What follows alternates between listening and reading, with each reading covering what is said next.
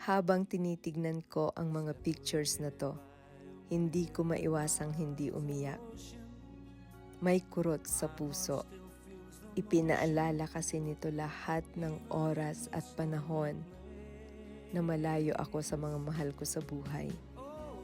Yung mga luhang iniluha ko dahil sa lungkot at takot na mag-isa lang ako sa ibang lugar.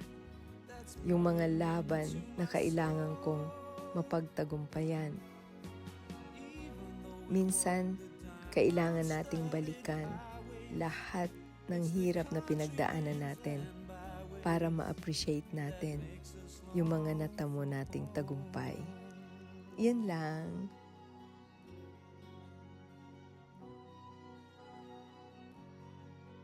Nating balikan lahat ng hirap na pinagdaanan natin para ma-appreciate